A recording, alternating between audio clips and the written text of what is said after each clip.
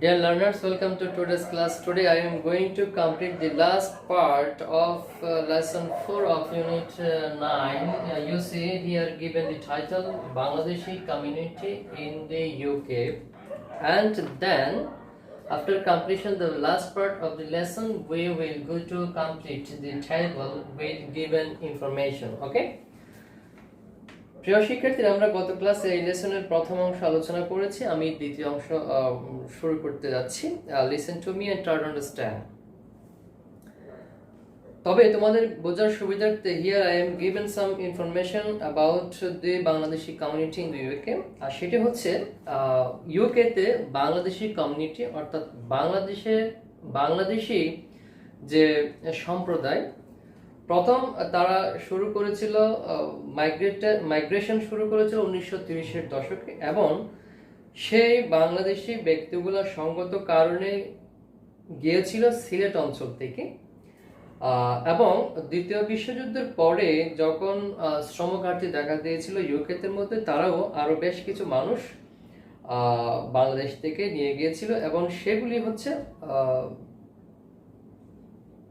largely illiterate and belong to the landless peasantry। তারা ছিল নিরক্ষর এবং কৃষক সম্প্রদায়ের অন্তর্ভুক্ত ছিল।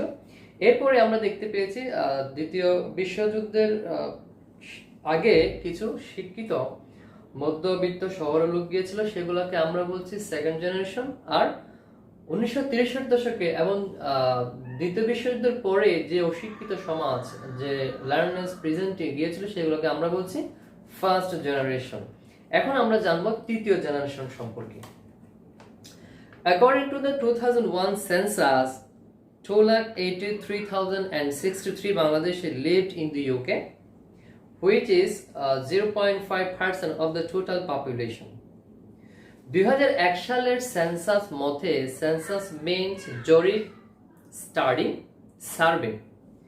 2001 সালের জরিপ অনুযায়ী 2,83,063 জন বাংলাদেশি ইউকেতে বসবাস করেছিল, যা ছিল টোটাল পপুলেশন পূর্ণাঙ্গ জনসংখ্যার 0.5%। In Britain, they were primarily concentrated in Greater London। আর ব্রিটেনের মধ্যে প্রধানত তারা কনসেন্ট্রেটেড মানে গ্যাদার বসবাস করেছিল, কেন্দ্রীভূত হয়েছিল গ্রেটার লন্ডনে।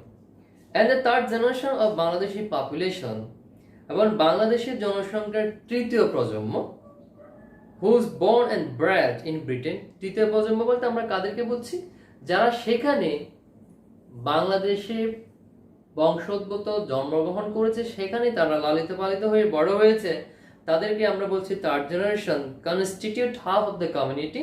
আর এই থার্ড জেনারেশন হচ্ছে এই বাংলাদেশি ডায়াসপোরার অর্ধেক তারা গঠন করে থাকে, অর্থাৎ বাংলাদেশি কমিউনিটির মধ্যে অর্ধেক হচ্ছে তৃতীয় প্রজন্মের Bangladeshi diaspora. The largest Bangladeshi population outside London is located in Oldham। আর সবচেয়ে বেশি বাংলাদেশি ডায়াসপোরা লন্ডনের বাইরে বসবাস করে ওল্ডহ্যাম, আরেকটা শহরে, নাম হচ্ছে ওল্ডহ্যাম।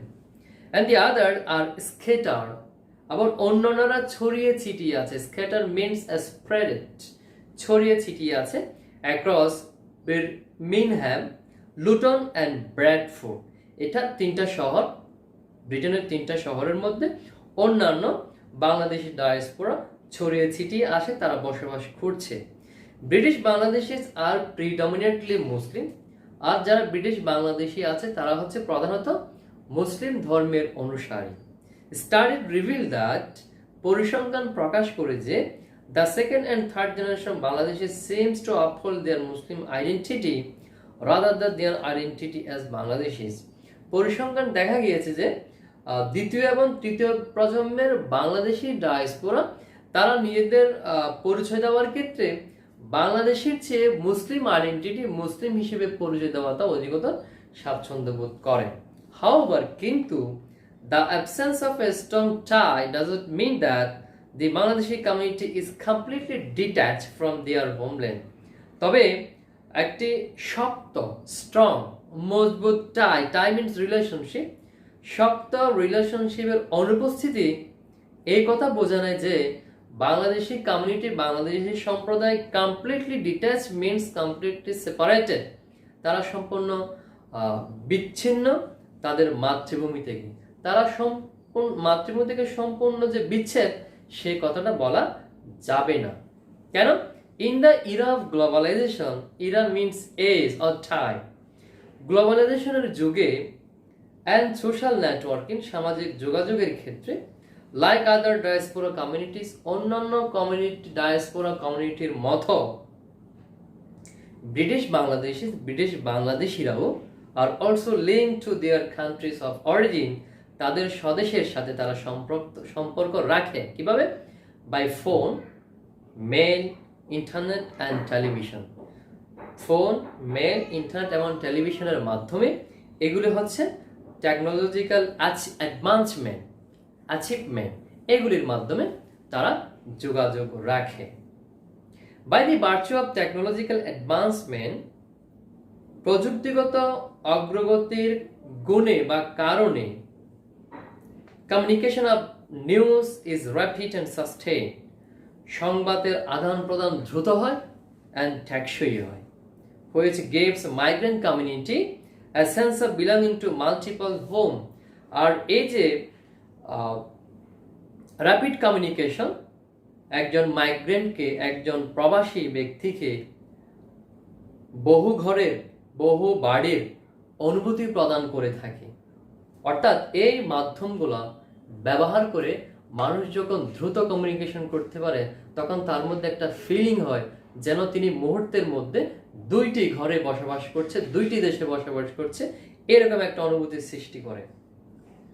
ইন পার্টিকুলার, বিশেষ করে the first generation of migrant continues to regret Bangladesh as central to their identity. তবে যারা প্রথম জেনারেশন, যারা মাইগ্রেন্ট হয়েছে 1930-এর দশকে, তারা নিজেদেরকে বাঙালি হিসেবে পরিচিতি দেওয়ার ক্ষেত্রে তারা স্বাচ্ছন্দ্য বোধ করে বা তারা পরিচিতি দিয়ে থাকে। তাহলে প্রিয় শিক্ষার্থীরা, এই লেসন থেকে আমরা তিনটা জেনারেশন সম্পর্কে জানলাম। ফার্স্ট জেনারেশন হচ্ছে যারা 30-এর দশকে এবং দ্বিতীয় বিশ্বযুদ্ধের পরে যে শ্রমিক শ্রেণী মাইগ্রেট টু ইউকে, তারা হচ্ছে ফার্স্ট জেনারেশন। আর দ্বিতীয় বিশ্বযুদ্ধের পূর্বে number of upper and middle class people migrated to UK for higher education and settled there. These people are called second generation. এবং থার্ড জেনারেশন হচ্ছে যারা সেখানে বড় হয়ে, জন্মগ্রহণ করে সেখানে বড় হয়েছে, তাদেরকে আমরা বলছি থার্ড জেনারেশন। এই হচ্ছে প্রিয় শিক্ষার্থীরা এই প্যাসেজের মূল বিষয়বস্তু। আমরা এখন করতে যাব একটি টেবল দেওয়া হয়েছে এই পেজ থেকে। এই পেজের আলোকে আমরা ইনফরমেশন নিয়ে এখানে যে গ্যাপগুলো আছে সেই গ্যাপগুলো ফিল আপ করব। আমরা এরকম টেবল আগেই করেছি প্রিয় শিক্ষার্থীরা। এখানে কিছু কিওয়ার্ড দেওয়া আছে, সেগুলো হচ্ছে who, what, event, occurrence, why, when, fire, how. এই যে ডব্লিউএস ওয়ার্ড এবং যে ইভেন্ট দেওয়া আছে, সাধারণত হু এবং হোয়াট থাকলে ইভেন্ট বা অকারেন্স, কোনো ঘটনা কে সংঘটিত করেছে বা কি ঘটলো, সেই কর্তা ব্যক্তিকে আমরা খুঁজে এই প্রথম যে কলাম আছে সেখানে আমরা ফিল আপ করার জন্য চেষ্টা করব। আর যদি ইভেন্ট অ্যান্ড অকারেন্সের জায়গায় যদি গ্যাপ দেওয়া হয়, সেই ক্ষেত্রে আমরা কর্তা কি কাজ করলো, কর্তা কি হতে পারে সেই ধরনের রিলেটেড ইনফরমেশন দিয়ে আমরা এখানে গ্যাপ ফিল আপ করব। আর হোয়াই এন্ড হোয়েনের এই কলামের মধ্যে আমরা যদি গ্যাপ দেখি, সেগুলো ফিল আপ করব। অর্থাৎ অ্যাকশনটা, ইভেন্ট বা অকারেন্স কেন সংঘটিত হয়েছে, কখন সংঘটিত হয়েছে, কারণ এবং সময় সম্পর্কিত ইনফরমেশন দিয়ে আমরা এই কলামের গ্যাপগুলো ফিল আপ করব। আর লাস্টে আমরা দেখতে পাচ্ছি ফায়ার এন্ড হাউ, অর্থাৎ প্লেস, কোথায় এবং কিভাবে কোনো অ্যাকশন, কোনো ইভেন্ট সংঘটিত হয়েছে সেই সম্পর্কিত ইনফরমেশন দিয়ে আমরা সেই কলামের গ্যাপগুলি ফিল আপ করার জন্য চেষ্টা করব। তাহলে প্রিয় শিক্ষার্থীরা, আমরা শুরু করি। Let's start. First one, first sentence I am going to read out, listen to me. Migration started, migration শুরু হয়েছিল। এখানে আমরা দেখতে পাচ্ছি গ্যাপ দেওয়া হয়েছে হোয়াই এবং ফয়েনের জায়গায়। তাহলে প্রিয় শিক্ষার্থী আমরা টেক্সটের মধ্যে যদি দেখতে পাই মাইগ্রেশন স্টার্টেড ইন 1930s, এটা হচ্ছে টাইম। আমরা এখানে দেখতে পাচ্ছি টাইম আছে, তাহলে আমরা এই জায়গায় লিখব ইন 1930s, ইন 1930s, 1930 এর দশকে। এখন এরপরে আমরা গ্যাপ দেখতে পাচ্ছি হোয়ার হাউ। এখানে দুইটা থেকে আমরা যে কোনো একটা যদি আনসার নিই তাহলে আমরা এই বাক্যের সাথে সম্পৃক্ত দেখতে পাচ্ছি যে মাইগ্রেশনটা শুরু হয়েছে বাংলাদেশের কোন অঞ্চল থেকে? সিলেট অঞ্চল থেকে, সিলেট এরিয়া থেকে। আমরা এখানে পরের সেন্টেন্সে দেখতে পাচ্ছি man of this particular geographical area, এই যে ভৌগোলিক এই এলাকা বলতে সিলেট এরিয়া। তাহলে আমরা এখানে লিখবো প্রিয় শিক্ষার্থীকে ফ্রম সিলেট এরিয়া। তাহলে প্রিয় শিক্ষার্থীরা আমরা দুইটি আনসার পেয়েছি। এবার আসো সেকেন্ড সেন্টেন্সে, dash started the process of migration, মাইগ্রেশনের প্রক্রিয়া শুরু করলো। এখন প্রশ্ন হচ্ছে এখানে হু এবং হোয়াট এর অর্থাৎ সাবজেক্টের জায়গায় গ্যাপটা দেওয়া আছে, এখানে আমরা ইনফরমেশন কি দিব? তাহলে কারা শুরু করলো? আমরা এখানে যদি পেজের মধ্যে দিকে তাকাই তাহলে দেখতে পারি দ্য ব্রিটিশ শিপ কোম্পানিজ, অর্থাৎ ব্রিটিশ জাহাজ কোম্পানিরাই শুরু করলো। তাহলে প্রিয় শিক্ষার্থী এখানে আনসারটা কি হবে? The British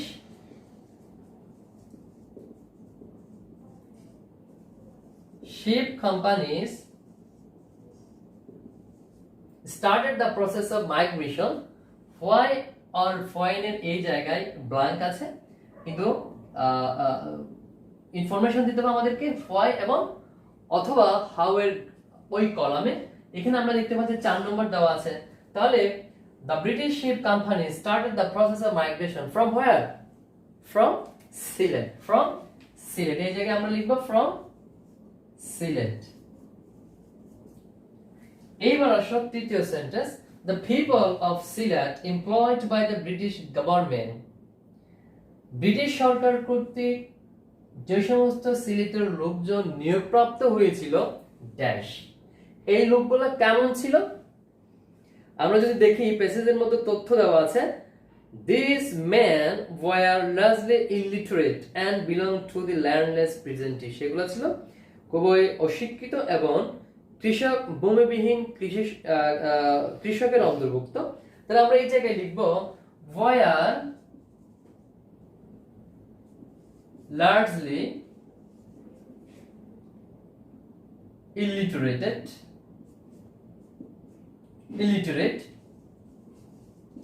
and belong to the landless peasantry. Peasantry means farmer, community of farmers means peasantry, তারা ভূমিবিহীন কৃষক সম্প্রদায়ের অন্তর্ভুক্ত ছিল। প্রিয় শিক্ষার্থীরা এই পরে আমরা পরের সেন্টেন্সে যাচ্ছি। আমরা এখানে দেখতে পাচ্ছি 6 নম্বরে গ্যাপ দেওয়া আছে, ড্যাশ felt labor shortage, শ্রম ঘাটতি অনুভব করেছে। প্রশ্ন হচ্ছে কে বা কারা শ্রম ঘাটতি অনুভব করেছে? আমরা যদি প্রেসেজের মতো তথ্য আছে আমরা দেখতে পাচ্ছি the British government, the British government। তাহলে আমরা লিখব এখানে কি the British government, the British government felt labor shortage, British সরকার শ্রম ঘাটতি অনুভব করেছিল। এরপর আমরা দেখতে why and why or when এই কলামের মধ্যে গ্যাপ দেওয়া আছে। তাহলে কখন? আমরা এখানে দেখতে পাচ্ছি after the world war second, দ্বিতীয় বিশ্বযুদ্ধের পরে। তাহলে সময় সূচক এখানে আমরা ইনফরমেশন এখানে দিব after the world war second, after the world war second in Britain.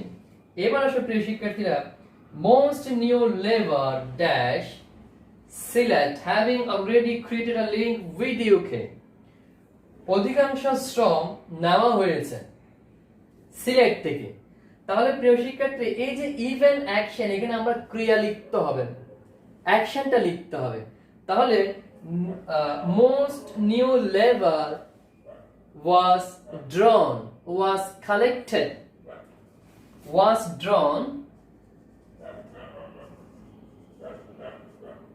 was drawn from কোত্থেকে from Sylhet having already created a link with UK এবার আসে প্রিয় শিক্ষার্থী লাস্ট সেন্টেন্স তোমরা একটু খেয়াল করো এই সেন্টেন্সের সাবজেক্টের জায়গায় who এবং what এর কলামে কিন্তু গ্যাপ দেওয়া আছে the number of dash increased dramatically নাটক কিভাবে বেড়ে গেছে কিসের সংখ্যা আমরা এখানে তথ্য দেখি নাম্বার অফ মাইগ্রেন্টস যারা যে অভিবাসী তাদের সংখ্যাটা নাটকীয়ভাবে বেড়ে গিয়েছে কখন আমরা এখানে ফয় অথবা ফয়েনের জায়গায় গ্যাপ দেখতে পাচ্ছি কখন ডিউরিং দি 1950s অর্থাৎ 1950 এর দশকে 1950 এর দশকে তাহলে আমরা প্রিয় শিক্ষার্থীর 9 নম্বর গ্যাপটা ইনফরমেশন দিয়ে ফিল আপ করব এটা migrants increased dramatically during the 1950s অর্থাৎ 1950 এর দশকে এই যে মাইগ্রেন্টস এর সংখ্যাটা নাটকীয়ভাবে বেড়ে গিয়েছিল তো প্রিয় শিক্ষার্থীরা আমরা এই ইনফরমেশন দিয়ে এই টেবলটা কমপ্লিট করেছি আশা করছি তোমরা আজকের ক্লাসটি বুঝতে পেরেছো এরকম যদি আমরা আরো বেশি প্র্যাকটিস করি তাহলে তোমরা এই জায়গায় ভালো নাম্বার নিশ্চিত করতে পারবে আজকের পর্যন্ত এখানে আল্লাহ হাফেজ ভালো থেকো